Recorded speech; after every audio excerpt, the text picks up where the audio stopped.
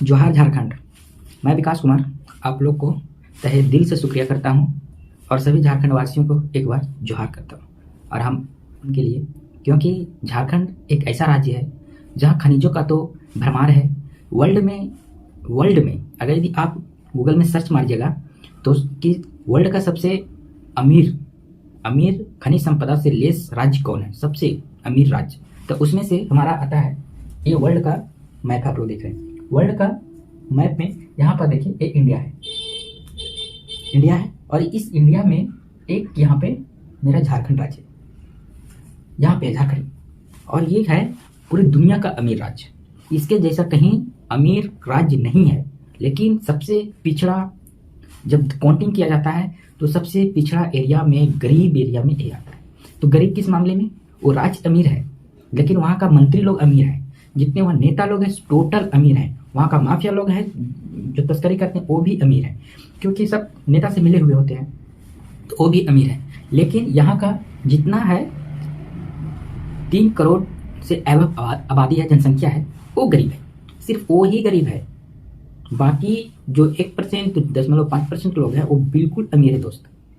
इसके पीछे कारण क्या है पता है? आज मैं बताता हूँ।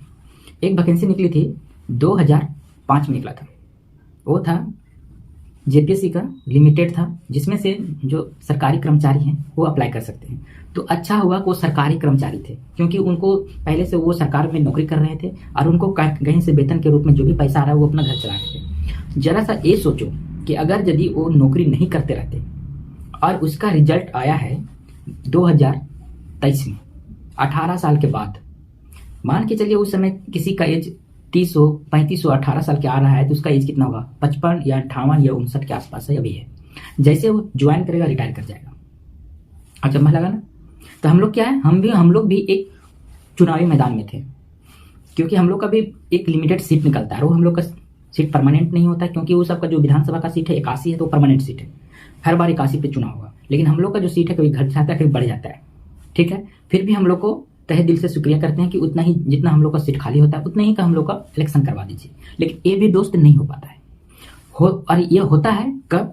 तो 18 साल का समय लगता है, उसमें से 5-5 करके आप कीजिएगा तो ये चौथा सरकार आ जाएगा आपका। 18 साल में चौथा सरकार रनिंग में होगा। 4 मुख्यमंत्री अगर यदि इंडिविजुअल कीजिएगा तो वो चेंज हो जाएंगे, फिर तो जाके मेरा इलेक्शन का है शेड्यूल कंप्लीट होता है एज हम लोग के लिए।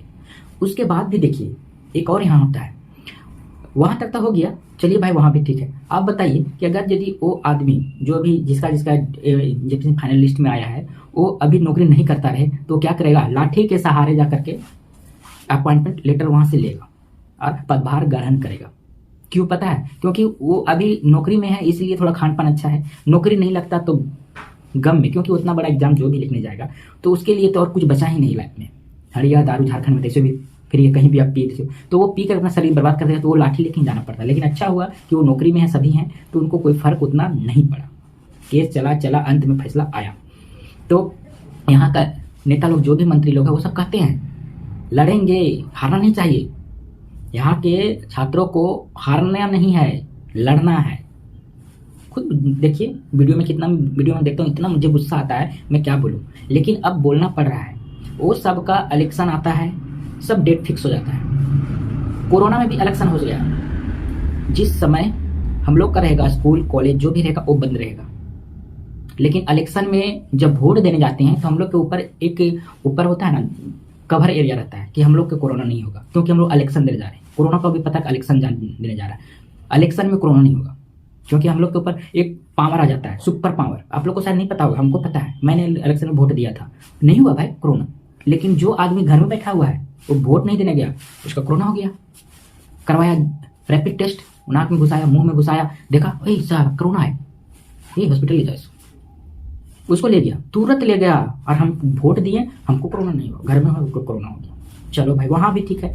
तो वो सब इलेक्शन होगा, डेट पहले वो सबको जारी हो जाता है। क्या क्या होता है? नॉमिनेशन का डेट निकलता है, ठीक है, तुरंत हो जाएगा। और ज़्यादा दिन का नॉमिनेशन का डेट भी नहीं रहता है, 1 सप्ताह रहता है। जैसे अब रामगढ़ उपचुनाव हो रहा है, उसमें निकला है 31 तारीख को अधिसूचना जारी होगा और 7 तारीख तक, 7 फरवरी तक, 31 जनवरी को लागू होगा, अधिसूचना जारी होगा, 7 फरवरी तक उसका है नॉमिनेशन का डेट है, और 8 को स्क्रूटनी होगा, जिसको हम लोग कहते हैं जांच होता है कि कितना का रिजेक्ट हुआ, कुछ का हुआ। अगर यदि अच्छा से वो कोई फॉर्म फिलअप नहीं किया तो उसको रिजेक्ट करेगा। उसके बाद वहाँ तुरंत बोला है 1 दिन बाद, 10 को 1 दिन के बाद, 8 के बाद 1 दिन छोड़ा, फिर 10 तारीख को है।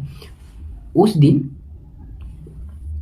10 को नाम वापस लेने तक है कि हाँ अब कितना नाम वापस लेता है, तो 10 तारीख तक वो नाम वापस लेगा। उसके बाद 10 के बाद इधर उसके पास बचता है 16 दिन। मात्र 16 दिन का है तैयारी उसका। फील्ड में लग जाओ, जितना नेता है सब कलम कॉपी लेकर बढ़ जाते हैं। सिर्फ 17 दिन, 17 दिन भी नहीं, 16 दिन, 17 दिन तो एग्जाम ही है उसका, 17 दिन। और उसमें भी बेवकूफ लोग हम हैं, मेहनत हम लोग करते हैं उसका। वो तो गाड़ी से घूम के आता है, पैसा दे देता है, इसको दे दो उसको दे दो, और हम लोग हैं सो जाके बोलते हैं भैया उसको वोट दे दो उसको। मूर्ख कौन है? हम लोग मूर्ख हैं। आज हम लोग को ये दिन देखने को मिल रहा है, इसका वजह भी हम लोग हैं। जाके वो प्रचार नहीं करेगा, खुद हम लोग करेंगे।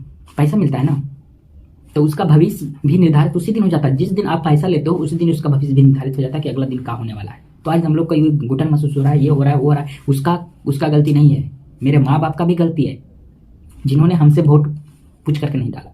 सबका इंडिविजुअल एक अपना है कि हम किसी को वोट बोल रहे हैं। लेकिन अगर यदि अपने माँ बाप, गांव कस्बा जितने भी हैं, यहाँ वार्ड होता है, सरपंच होता है, मुखिया होता है, जिला परिषद होता है, इस सबका मीटिंग होने के बाद निर्धारित होता है आप लोग का क्या समस्या है, किसको वोट देना चाहिए। अगर यदि वो समस्या का निदान सरकार नहीं कर रहा है तो हम लोग का पावर मुखिया होता है, हर एक पंचायत का मुखिया मालिक होता है। अगर यदि मुखिया एक साइड हो जाए, अच्छे बड़े बुजुर्ग लोग एक साइड हो जाए कि नहीं उसको हमको वोट नहीं देना है, क्योंकि वो हम लोग की सरकार के साथ, हमारे बच्चों के साथ, बेटा बेटी के साथ खिलवाड़ किया, उनके लाइफ के साथ खिलवाड़ किया है, तो ये दिन कभी देखने को नहीं मिलेगा। और ये आप लोग को अबर करना है।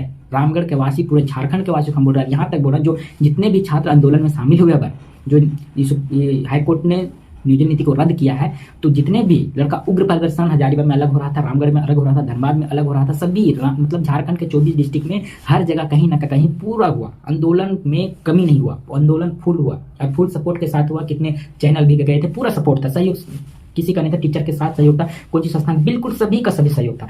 लेकिन वही सहयोग अभी हमको चाहिए, वही सहयोग रामगढ़ उपचुनाव में चाहिए। आप लोग निर्धारित कीजिए, एक का कैंडिडेट स्टूडेंट को निर्धारित कीजिए और उसको खड़ा कीजिए, या फिर जैसे भी हो ऐसा खड़ा कीजिए कि जो पार्टी से, बीजेपी का हो या जितने भी जो पार्टियां, क्षेत्रीय पार्टी, जो भी पार्टी से का कैंडिडेट खड़ा हो वो हारना चाहिए। कोई भी पार्टी का नहीं जीते, इतना आप लोग खड़ा हो जाइए, कोई जीते ही नहीं, बस जीते तो वहां का लोकल आदमी। ऐसा स्थिति हो जाएगा कि एक घर का जिसका फैमिली ज्यादा है उसी का जीत होगा। ऐसा कीजिए, और नहीं तो आप लोग मिल करके और एक कैंडिडेट को डिसाइड कीजिए कि किसको हम लोग को वोट देना है। उसके लिए सभी जितना युवा है एक बार और रैली कर दीजिए, 16 दिन रैली कीजिए, 17 दिन में 17वां दिन में रिजल्ट आएगा और अच्छा आदमी सुधर जाएगा। तो ये तो मेरा झारखंड सरकार है, इसको सुधरने में उतना ही में उसको हवा निकल जाएगा। एक ही चुनाव में हवा निकल जाएगा। मैं सभी डिस्ट्रिक्ट, झारखंड के जितने डिस्ट्रिक्ट हैं, सभी स्टूडेंट को मैं हाथ जोड़ करके बोल रहा हूँ, भाइयों एक बार आप लोग रामगढ़ में जाइए और घर घर में जाके वोट मांगिए। और वैसे वोट नहीं मिलेगा। रामगढ़ के जितने भी छात्र हैं, ऐसा नहीं कि एक रामगढ़ में छात्र नहीं है, और रामगढ़ के जितने भी वहाँ के लोग हैं, सभी से मेरा प्रार्थना है, मेरे छोटे छोटे भाई के लिए प्रार्थना, खुद मेरे लिए प्रार्थना है कि आप लोग अपना सहयोग एक बार आप लोग दीजिए। और आप लोग ये सहयोग दीजिए कि अपने बेटा बेटी के भविष्य के लिए उससे एक बार पूछ करके वोट दीजिए।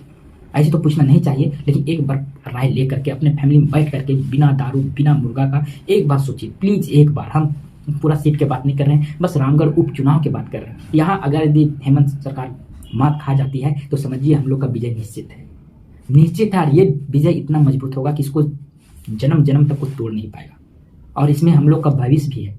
इसलिए दोस्तों, जितने भी डिस्ट्रिक्ट के लोग हैं, अगर यदि वीडियो ये उन लोगों तक पहुंच जाता है तो अच्छी बात है, और नहीं तो जैसे भी हो इस वीडियो को पहुंचा दीजिए, ताकि रामगढ़ के एक परिवार, एक जो हड़िया होता है ना, वहां तक पहुंचना चाहिए। क्योंकि उन लोग को सोचने का एक मौका दीजिए। कोई भी क्षेत्रीय पार्टी, जो पार्टी से है उसको वोट न दीजिए, हाथ जोड़ के विनती, कभी मत दीजिए। लाइफ बर्बाद कर दिया हम लोग को, बिल्कुल बर्बाद कर दिया है। बस रामगढ़ के वासियों एक बार, और जितने भी छात्र हैं जो पढ़ाई कर रहे हैं, एक सप्ताह भाई, एक दिन और टाइम दो, पूरा रामगढ़ नगरी में पूरा फैल जाइए। इतना प्रचार कीजिए कि वो क्षेत्रीय पार्टी, राष्ट्रीय पार्टी खुद शर्म होकर के उस इलाका में घुसना बंद करें। इतना आप लोग तो कर सकते हैं। बहुत हम लोग खेले, व्हाट्सएप खेले, ट्विटर खेले, बहुत खेले, यहाँ तक रोड पर निकले, उससे नहीं हुआ। लेकिन एक बहुत बड़ा मुद्दा है, हम लोग के हाथ में एक मौका है। अगर यदि इस मौके को भी हम लोग खो देते हैं तो बहुत बुरा होगा, क्योंकि इस मौका बार बार नहीं आएगा। अगर यदि यहाँ हेमंत सरकार उसका पार्टी से कोई विधायक फिर से जीत जाता है तो हम लोग को नहीं सुनेगा, कभी नहीं सुनेगा। और उसका जिम्मेवार सिर्फ प्रेसिडेंट नहीं है, उसके घर के माँ बाप है, क्योंकि हम लोग का वोट है। जो अनपढ़ है, सबसे तो अनपढ़ है हम लोग, और हम लोग को भोला भाले हैं। हम लोग को दो चार बात ऐसा बोलते हम लोग पिघल जाते हैं, लेकिन काका काकी अबर नहीं, जितना है दरबैन अबर नहीं। एक बार अपन बेटा बेटी से राय लेके वोट दिया, ऐसे मत दिया।